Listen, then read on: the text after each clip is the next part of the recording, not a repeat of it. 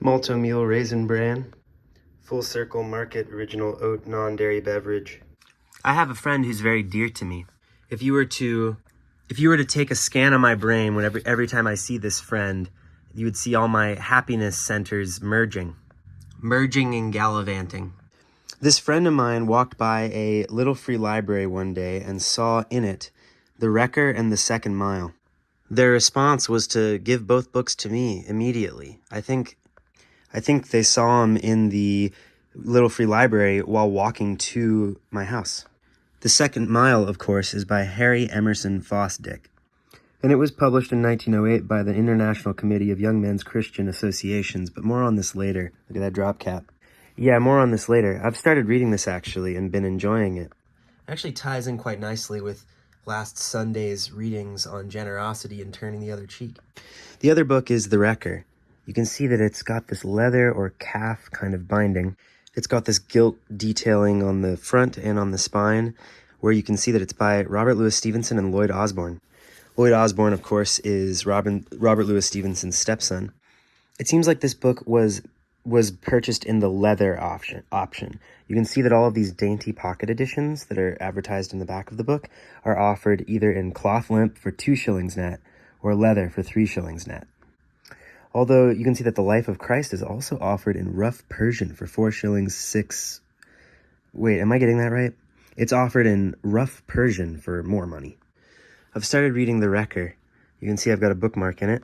It's a fascicle bookmark, which is where your bookmark is a little book.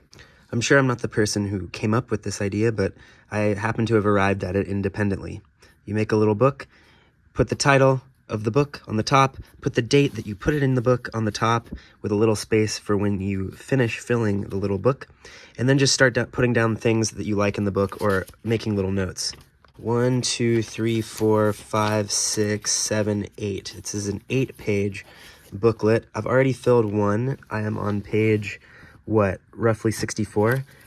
Oh wait, I took it out of the book, so now I actually don't know what page I was on. After looking around, I think I'm on page 67, where the draft from Pinkerton is cached. So that's where I'm at in The Wrecker. Am I enjoying The Wrecker? I'm loving it.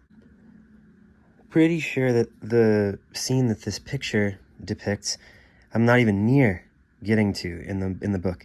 I'm really kind of farther. I'm kind of still in the beginning of it, you know? Like I read the little bit that's the little frame narrative. You see how there's like an epilogue, and then there's like prologue and the yarn, right? And I'm just at the start of the yarn. But I loved the prologue, and the coziness of the prologue was really what made me want to go on. I gotta confess that as I was reading, part of my fun was being like, which parts did Lloyd Osbourne write? Which parts did Robert Louis Stevenson write? And I wonder if there are scholars out there who are, who are making those distinctions. Whether those distinctions are worth making to the reader is kind of, debatable. Like, I don't really need to know exactly who wrote which thing. I think I do need to know that they both worked on it together, because the idea of father and stepson working on the book together is cozy to me and makes me kind of like the book more. I like really not knowing which voice I'm reading, but knowing that it's kind of like a voice from 2 people as opposed to just one. I know that there are about 3 books in Stevenson's bibliography that are co-written in this way with Lloyd Osbourne. I would like to read them all. I happen to have lucked into receiving this beautiful copy of The Wrecker thanks to my dear friend, who I told you about earlier. I think my favorite parts of the book so far have been the part in the start, where we are introduced to the island on which the story is being told, and the funny part about the narrator's, the yarn narrator's childhood and education at a gambling hell. You can see I made a note of that on page 23. I am enjoying where I am at in the book now. We've made it all the way to Paris, France, where fortunes are vacillating wildly.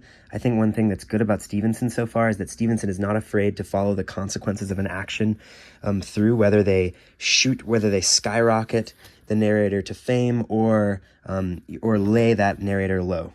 I think that this sort of like ability to follow imagination through may be part of what endears Robert Louis Stevenson to his admirer, Jorge Luis Borges.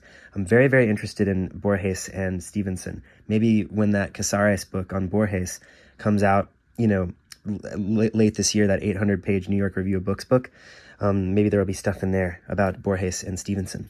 Although I do know that he has an essay about the Tartarus of Bachelors and the Paradise of Maids. So I really want to read that. In general, I want to read that. I want to try to... This is a note that I must acquire, the Jorge Luis Borges... Luis. Wow, there's kind of a name. Wow, I didn't even notice the name rhyme till now. But I need to get Luis Borges's essay collection, the collected nonfictions. So it's a very exciting part of the book I'm in now, where you're kind of wondering what's going to happen now to this narrator who has kind of counted on some things that have now fallen by the wayside, you know, or now no longer are some sources of income and stuff. So I'm going to keep on telling you about the Wrecker as I read it, and as I read it, I'm going to keep on filling out my fascicle bookmark here, where I did a little bit of blue on the top. Let me know if you have read Robert Louis Stevenson. If you've read The Wrecker, let me know what you thought of The Wrecker. And happy reading, everybody. Won't take up any more of your time. Have a good day. Bye.